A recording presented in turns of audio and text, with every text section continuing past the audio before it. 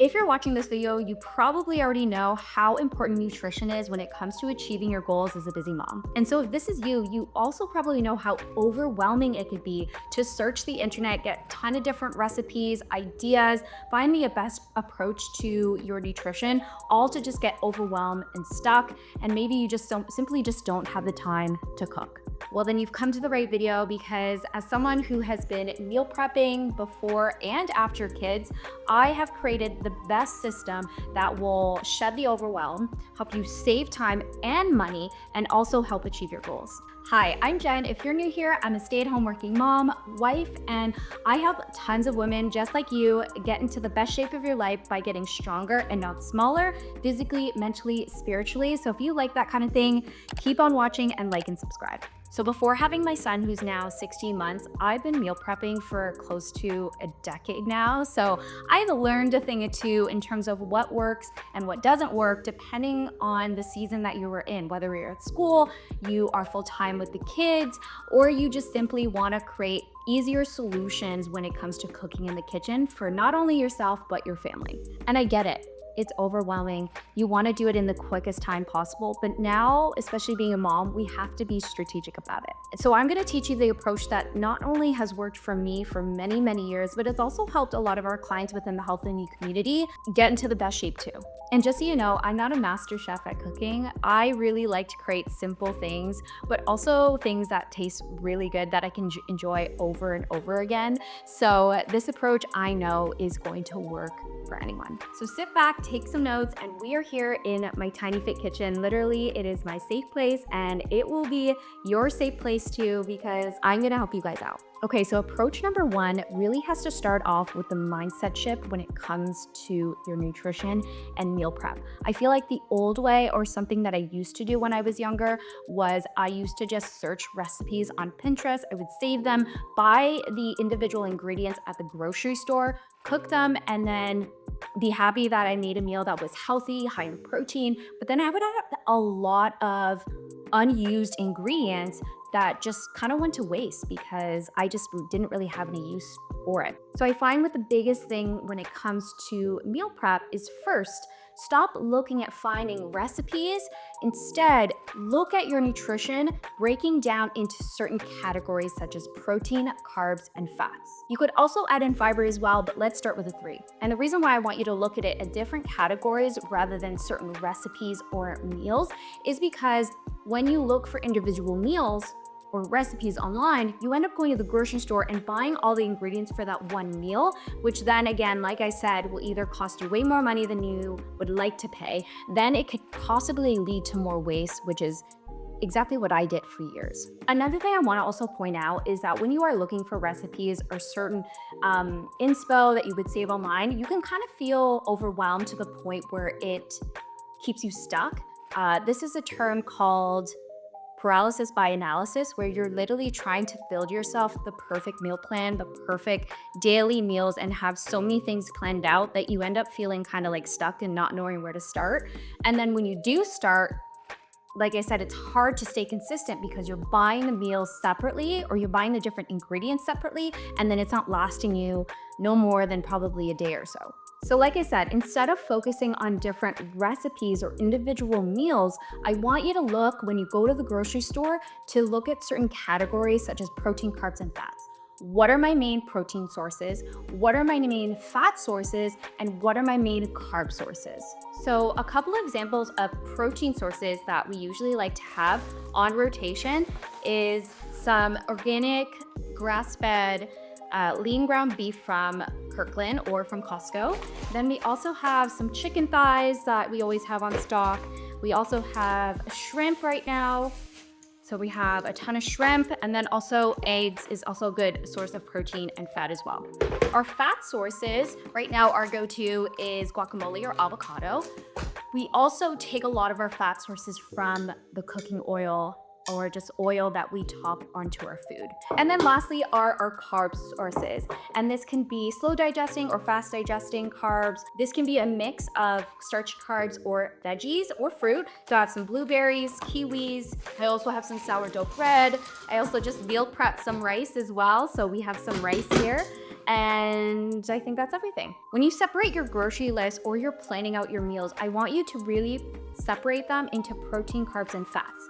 Then with every column or every category, I want you to pick 2 or 3 of each category. So for protein, you're picking 1 to 2, carbs, fats, same thing, so that you have a variety of them that you can switch and choose throughout the week. Next, after you've picked your kind of go-to staples and you've written a list, you have all those major things down, I want you to think of 2 to 3 cuisines that you like to enjoy. And when I say this, I want you to think of when you go out to a restaurant, what type of cuisines do you tend to go for? For me, for example, we like to usually go for, what do we like to go for? We don't really go out that often. I'd say Mexican is a big one. What else? Mexican, Greek. I say those are the 2, so I'm gonna stick with those 2. So if we think of Mexican, right? I want you to think of the recipes or the seasonings that would associate yourself to that type of cuisine. So that could be a combination of paprika, cinnamon, cumin, chili powder, salt, pepper, just to name a few. If you were to do Italian, it would be more so oregano, basil, parsley, things like that. And you wanna have these certain spices in rotation anyway, and you probably already have them in the kitchen. So next, once you have your grocery list, you have it categorized into protein, carbs, and fats, and then you picked out 1 to 2 cuisines that you really, really enjoy, that you wanna maybe emulate with the ingredients or the macro sources that you have. Then look at your calendar or look at your weekly planner and pick out 2 days that you wanna commit to meal prep. For us, that's Sunday and Wednesdays typically. We sometimes do a 3rd meal prep day on the Friday just to kind of carry us over to the weekend, because we also like to stay consistent on the weekends. But 2 days is a good place to start. That way your meals are not kind of going bad by the end of the week. I find if I plan my meals for the whole week, the food is not that good tasting. It's either gone off or I just want to switch it up. So if you're like me and you picked Sunday and Wednesday as your dedicated days to meal prep, I want you to commit to 1 to 2 hours in that day to meal prep all your meals. And I know you're like, okay, I'm a mom, I have toddlers, I have kids around the corner that, my baby's crying, he needs me, blah, blah, blah. You can certainly do this within an hour. But when I mean an hour, I mean you can break that hour throughout the day. I found, and this is what has worked for me now that I'm a mom, is starting my meal prep earlier in the day. So for example, most people are off on Sundays anyway. So what I like to do, I will throw on online church and I will start prepping a lot of my meal prep while I'm watching that. And so I'll cook my protein sources and I'll just do a really big bulk. When I start it at the first part of my day and I just get it done, it allows the meal prep process to be much smoother, easier, that by the end of the day, you're not like making excuses that I'm like, okay, I'll just meal prep tomorrow, or maybe I'll just cook something and use leftovers. No, do it at the start of your day. And I find that doing one hard thing and prioritize it at the first start of your day will also compound into more positive habits in the future anyway. So you might as well do it. Another tip to help meal prep is that right now I will meal prep a lot of our bulk meals while my baby is napping. I find that helps. That way it's uninterrupted and I could just go, like I have 10 million hands in the kitchen and I can get actually a lot done, and I have gotten it done. So I definitely know that is another alternative that you can do. Now, if your kids are older, like I said, you could do the earlier in the day approach, or simply just carve out that hour and just dedicate that hour to that. Also, going back to the spices and the different cuisines that you really like, I will season my protein or my carb sources with those seasonings. For example, I have lean ground beef. This is great for a Mexican bowl, like a taco bowl. So I'll use Mexican spices and mimic that onto the ground beef so that I could use that for taco bowls. It could be very versatile. You could even just simply have this with rice and some carrots or any type of green veg. And then that way you have that type of flavor in your meals throughout the week. For chicken, another example would be kind of like more barbecue style. We don't really have a barbecue here and we don't like to use sauces. So what we like to do, I'll use either the air fryer or I'll pan fry my chicken thighs and I'll add some barbecue seasoning on that and it tastes phenomenal. So once you have all the macros kind of cooked out, you have your protein sources, you have your rice, you have your bread, you have potatoes that you can cook.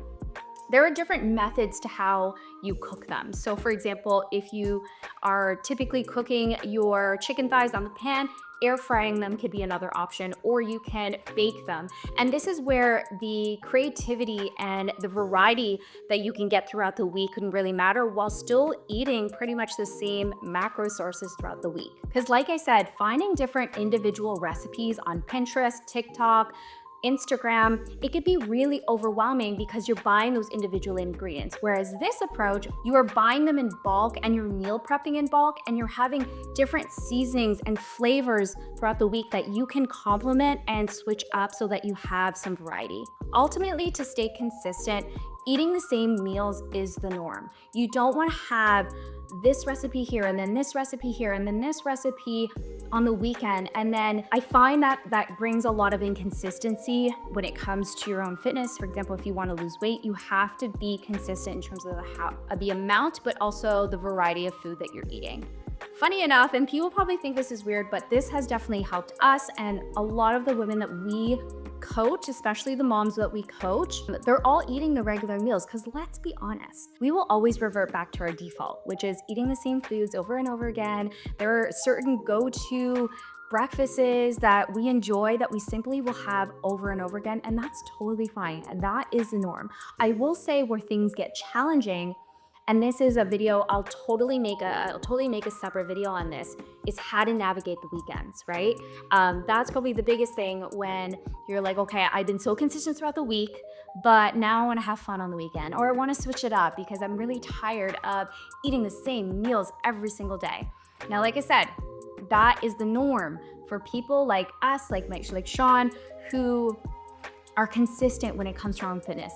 But what's different about our approach is that you are having varieties of flavors, combination of your protein and carbs. And if you're seasoning it correctly with a ton of salt, with your favorite seasonings, you can even add some macro-friendly sauces if you'd like. But if you can garnish it right and you cook it in the right method, honestly, all our meals taste phenomenal. And this is why we love what we eat, and it helps us keep consistent. Okay, so back to the weekend. So if you find that you struggle to stay on track on the weekends, number one is meal prep for the weekend, okay? A lot of people like to meal prep from Monday to Friday, and then it's just a free-for-all for the weekend, right? Because they think, oh, I've been consistent, therefore I can let go, have my hair down, and just eat whatever I want. Wrong. You want to meal prep for the weekend as well. And this is why I brought up that I sometimes will meal prep on Fridays if we don't have enough. That way we're still eating the same meals on Saturday and Sunday, and we'll maybe have like one-off meal every week to 2 weeks. Now, I want to tell you, Sean and I, we still eat out, okay? I love ice cream. I love having a fancy dinner and getting steak, and we do enjoy that. But we also are consistent on the weekends as well. So just be very important when it comes to eating out on the weekends, meal prep on the weekends so that you have meals prepared. Another thing I like to do is that I will actually switch up what I'm eating. Maybe for dinner, I'll make something a little different and introduce another protein source or a different carb source altogether than from my usual rotation. For example, we're constantly eating rice here because, hello, Filipino is just a staple in our kitchen. I thought I want to switch it up, and I'm sick of rice.